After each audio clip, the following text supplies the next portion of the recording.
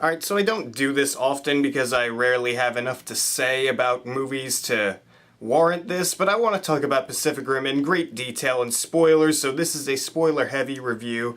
Because this movie, I just really want to talk about it, and I want to go into detail about certain things that I really loved and a couple more things that kind of bugged me. Let's just start this right off. I thought the opening scene for this movie really got you right into the midst of the environment. I thought Charlie Hunnam's voiceover about everything that's been going on was great. It really helped me figure out what was going on and why we came to this conclusion to create giant robots. And the opening fight scene is just so cool. And yeah, it is pretty dark and it's raining, and that happens for most of the movie. But I thought the action was really well done. It was so well filmed. It was filmed at a distance. You could see everything that was going on. And I did kind of see this coming, the fact that Charlie Hunnam's brother would die, but I thought that something like that would happen maybe in the middle of the movie, because you see in the trailers how the Gypsy Danger was falling onto a beach.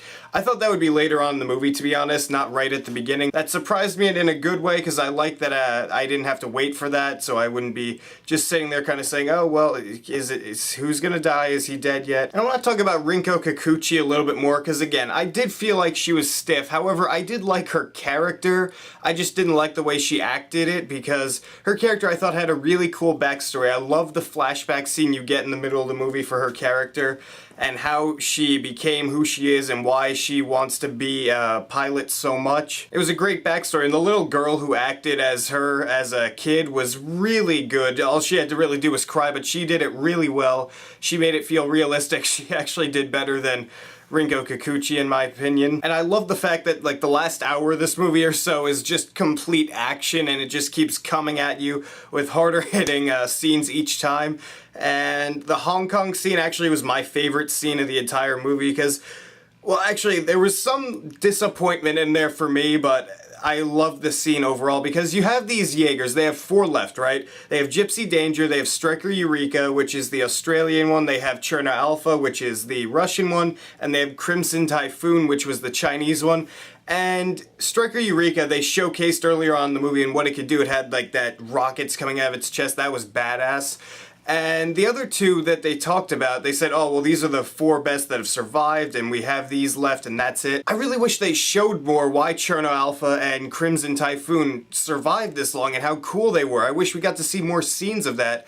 Even if they still had to die in Hong Kong, at least show them, like, doing stuff. I don't really have anything set in my mind, but maybe Cherno Alpha could have done something to that one that sent out the EMP, since it was an older model. It could have maybe ripped off the EMP thing instead of Gypsy Danger. Granted, they gave Crimson Typhoon that one cool handstand type scene. That was really cool, but then it kind of just died right after that, so that was a little bit disappointing. And once Gypsy Danger gets there, the scene turns badass, because it just starts destroying these monsters. It takes out the big pregnant one.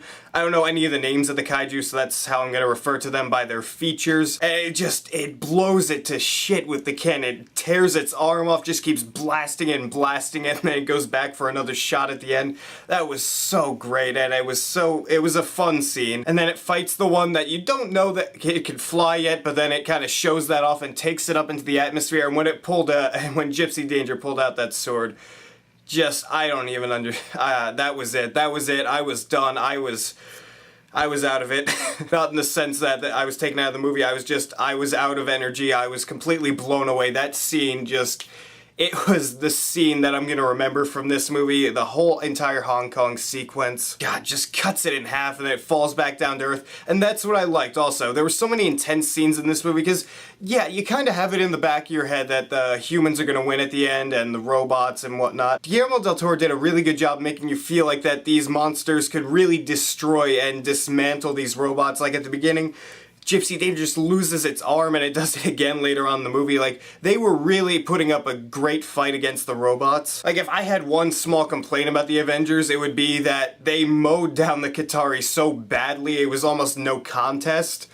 In this movie, it's a really close contest. Robots just pulled it out barely. And then Idris Elba gives his cool action movie speech. It's a cliche, but still, I loved his speech. It wasn't too long. It was only like a minute. And then they head down into the ocean, and that scene, I thought it was still great. I just didn't think it lived up to the Hong Kong sequence, because you have them down there in the water. I wasn't even sure how many kaiju were down there, because it was pretty dark, and it was underwater, so I wish they kind of had a little bit more light down there. I get why they didn't, because it was at the bottom of the ocean, but still. And when this Category 5 comes up, you think, oh man, this is just gonna wreck them, and it kind of really doesn't do that much. Yeah, it's huge, but it just kind of got tackled back into the portal by Gypsy Danger, and that was that. Or I'm not even sure, because of how dark it was. This is a minor complaint.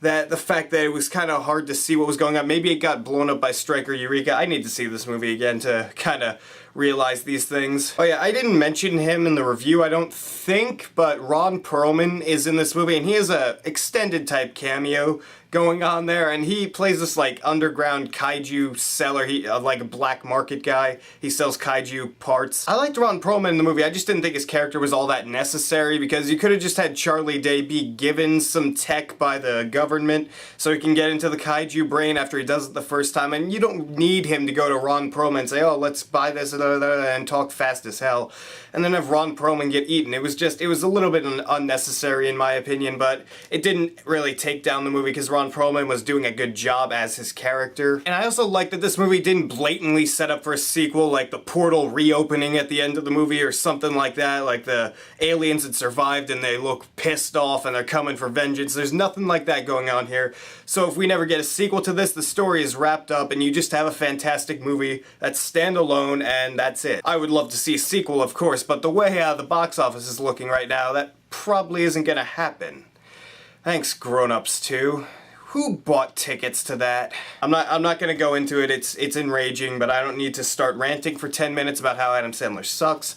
Just, again, I would love to know more about why people loved Pacific Rim down below. If you have more spoilery comments that you couldn't put in the other review, please let me know why you liked this movie so much, or if you didn't like the movie, what didn't you like? Write beautiful comments down there and tell me what you think, and if you like this video, hit that subscribe button down there, because if you don't, Atlantic Rim is gonna make more than Pacific Rim.